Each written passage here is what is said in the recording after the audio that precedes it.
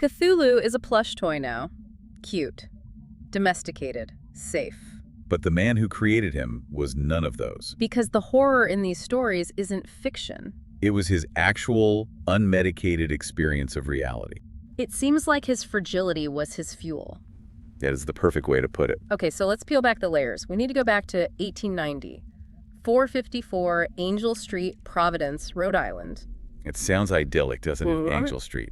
And on the surface, it was. Lovecraft was born into the Providence aristocracy. Right. This is old money. Old money. We're talking about a family that could trace its lineage back to the earliest colonists.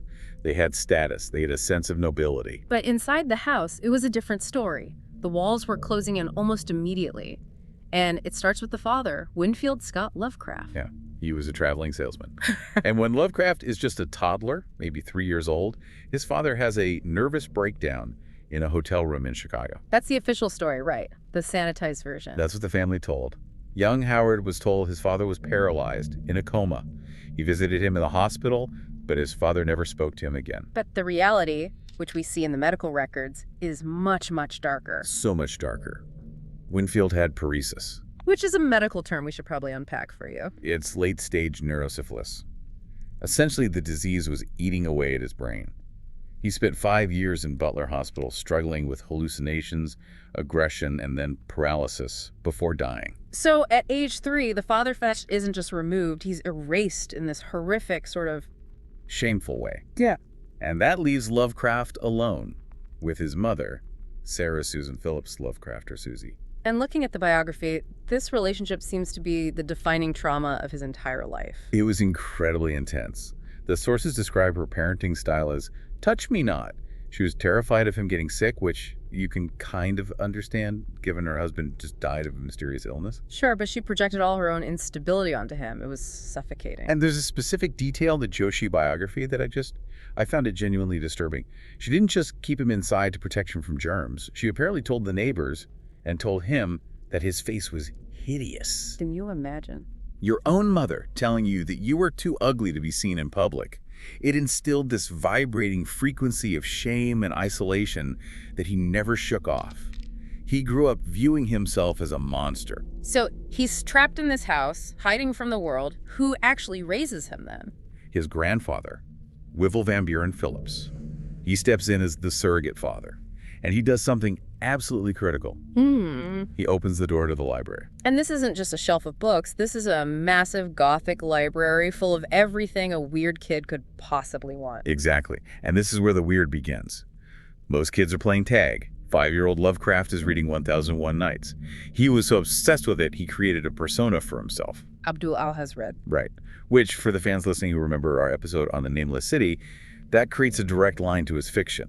Decades later, Abdul Al-Hazred becomes the mad Arab who wrote the Necronomicon. He was planting the seeds of his own legacy before he could even tie his shoes. He was also devouring the classics, the Iliad, the Odyssey. But he wasn't just a literature fan, he was basically a child prodigy in science, wasn't he? The professor.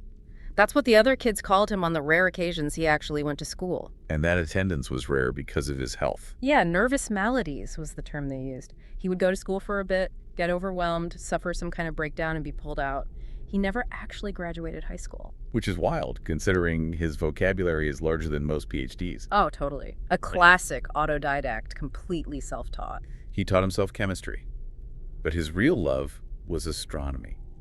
As a teenager, he was publishing his own little journal, like a primitive copy machine newsletter called the Rhode Island Journal of Astronomy. He wanted to be an astronomer. That was the dream. But dreams in the Lovecraft house tend to die, don't they? Math killed that dream. He couldn't handle the advanced calculus required for professional astronomy, and that failure just devastated him. But while his waking life was full of disappointment, his sleeping life was, let's just say, very active. Well, we have to talk about the Night-Gaunts. These are the creatures from his nightmares, right? The ones that pop up in his poetry. Yes. From age 6 or 7, he was tormented by these recurring dreams of faceless, black, winged creatures.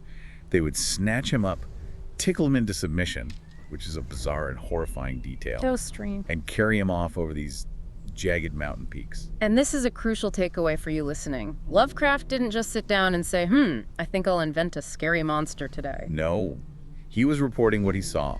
His fiction was an externalization of his own internal terror. He was transcribing his nightmares. It's a key distinction. He wasn't a fantasy writer, he was a horror journalist of his own psyche. So fast forward a bit, his grandfather dies, the family wealth just evaporates because of bad investments. A recurring theme for the Providence aristocracy, it seems. Right, and Lovecraft hits a wall. From 1908 to 1913, the sources say he fell into a vegetative state. He barely left his room. He spoke to almost no one. Just existing. What pulled him out of that hole? Ironically, it was being an internet troll, or, the 1913 equivalent. Okay, you have to explain that. He saw a romance story in a magazine that he hated. He was so offended by how bad it was that he wrote this angry letter to the editor, in verse, just attacking the writer. A diss track in the letter column. Exactly. And that sparked a debate that got him noticed by the United Amateur Press Association, the UAPA. This was a network of amateur writers who mailed newsletters to each other. It was social media before the internet. It saved his life. He said it gave him a renewed sense of existence. He realized he wasn't just a superfluous weight, and he started writing essays, poems, and eventually his first serious fiction like The Tomb and Dagon. And this newfound confidence, it leads to the most baffling chapter of his life, the New York years. And the woman who took him there, Sonia Greene. This relationship makes no sense on paper. None at all. Lovecraft is a stiff, conservative, xenophobic, broke New Englander. Sonia is 7 years older, she's a Russian Jew, she's divorced, and she's a successful business owner running a hat shop on Fifth Avenue. She is everything he claims to be terrified of, and yet they marry in 1924 and move to Brooklyn. And for a moment, he's happy. But then the Lovecraft luck strikes. The hat shop goes bankrupt, Sonia's health fails, and suddenly Lovecraft, a man who has never done a day's real work in his life, has to find a job. In 1920s New York City, I can't imagine a person less suited for the hustle. He was completely unqualified. He was too slow, too aristocratic, too proud. He tried, but he couldn't sell himself. And as the poverty set in, the veneer of the gentleman just cracked. And this is where we have to address the elephant in the room, the hatred. How? We've touched on it when we discuss his stories, how he describes swarthy villains, but here in the biography, it's just unavoidable. We have to be clear here. This wasn't just a man of his time situation. Our sources, including his own letters, show he was extreme even for the 1920s. Very extreme. He viewed the immigrant populations of New York not just with distaste, but with genuine biological horror. There's a quote from a letter where he describes his neighborhood in Red Hook.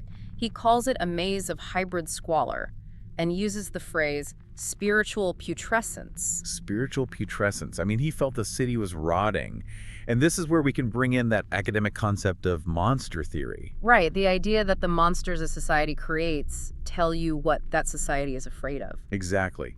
For Lovecraft, his horror is rooted in what you can only call xenophobic eugenics.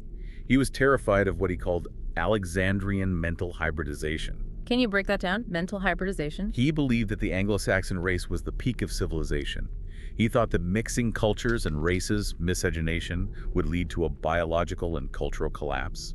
He thought it would create chaos. So when we read his stories, like The Shadow over Innsmouth, where people are slowly turning into these fish monsters, that is a direct metaphor for his fear of mixed-race bloodlines. The deep ones in that story are the ultimate other. They are corrupting the human stock. The fear of the eldritch other, the alien, the monster, is inextricably linked to his fear of the racial other. The immigrant, the person who didn't look like him. That is a tough realization. The fear of the unknown that he is so famous for him, the unknown was just his neighbors in Brooklyn. It makes the reading experience really uncomfortable, but it also explains the visceral intensity of the writing. When he describes something as slimy or wrong, he is channeling a genuine panic-inducing phobia he felt when he walked down the street. So New York just defeats him. The marriage collapses because his aunts back in Providence wouldn't accept Sonia, a tradeswoman, into the family circle. So he returns to Providence in 1926, alone, broke, and a failure. He crawls back to the womb. He moves in with his aunts. But, and here's the paradox again, this retreat kicks off his golden age. It's almost like the misery of New York was the pressure cooker he needed. Once he was back in his safe, quiet Providence, all that fear and hatred he accumulated just exploded onto the page. In rapid succession, he writes, the Call of Cthulhu, the color out of space, the shadow over Innsmouth, but the mountains of madness. This is where his philosophy of cosmic indifferentism really solidifies. It's a term that gets thrown around a lot, but what is the practical takeaway for you listening? Okay, think of traditional horror. In a ghost story, the ghost haunts you because you did something wrong. The universe has a moral compass. Good and evil exist. But in Lovecraft's world, There is no good or evil, there is only scale. Lovecraft's view is that the universe is vast, mechanical, and totally indifferent.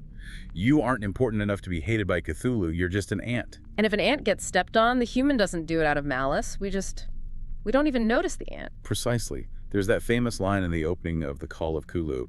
The most merciful thing in the world, I think, is the inability of the human mind to correlate all its contents. Meaning, if we actually understood our place in the universe, how small and meaningless we are, we'd go insane. And that shift from scary monster wants to eat me to vast cosmic forces ignore me is what makes his work feel so modern. It aligns with the scientific materialism of the 20th century. It's existential dread weaponized. He also proved he knew exactly what he was doing with his essay, Supernatural Horror in Literature. Which reads like a master's thesis. He analyzed the entire history of the genre from the Gothic writers all the way to Poe. He was a scholar of fear. He knew the mechanics of how to scare people. So he's writing these masterpieces. He's corresponding with hundreds of people. He wrote something like 100,000 letters in his lifetime, which is just mind-boggling. Insane. But what is his actual life looking like in the 1930s? Grim. The Great Depression hit him hard. He was living on an inheritance that was rapidly disappearing. And his writing style, these long, dense, adjective-heavy stories, it wasn't what the pulp magazines wanted. They wanted punchy action. Heroes with ray guns. Right, so he's struggling to sell his best work. He was often rewriting other people's bad stories just to make a few dollars. And there's that heartbreaking detail about his diet during this time. To save money, he would buy expired canned food. The gentleman of Providence eating spoiled beans. And then the emotional blows started landing. In 1936, Robert E. Howard, his close friend, the creator of Conan, committed suicide. That absolutely devastated Lovecraft. And physically, the expired food probably didn't help, but he was dealing with something much worse. Yeah, cancer of the small intestine. And true to his nature, he didn't tell anyone until it was far too late. He approached his own death like a scientist observing a specimen. He kept a death diary. A death diary. He chronicled his symptoms day by day, the pain, the decline, the loss of function. He was documenting his own erasure with that same detached cosmic indifferentism he gave his characters. That is just chilling. He was admitted to the hospital eventually, but there was nothing they could do. He died on March 15th, 1937. He was only 46 years old. And the tragedy is, he died thinking he had failed. Completely. He had no books published in his lifetime, no hardcovers in the library, just cheap, disposable pulp magazines that people threw away. He told his friends he would be forgotten in a decade. But he had the right friends. He really did. August Derleth and Donald Wandre. They were furious that Lovecraft's work might vanish, so they did something incredible. They couldn't get a publisher to take his work, so they founded their own publishing house. Arkham House. They started a company just to save his legacy. A rescue mission. It was, and it worked. Slowly, over decades, the world caught up to Lovecraft. That sense of existential dread. It resonated perfectly with the post-WWII world, the atomic bomb, the Cold War. We started to feel very small, and suddenly Lovecraft made sense. And now he's unavoidable. But this brings us back to the synthesis, the Lovecraft paradox. We have a man who held backward, hateful views, yet created a literary framework that feels strikingly modern. It's a difficult reconciliation. You can't sanitize them. If you try to ignore the racism, you miss the source of the horror.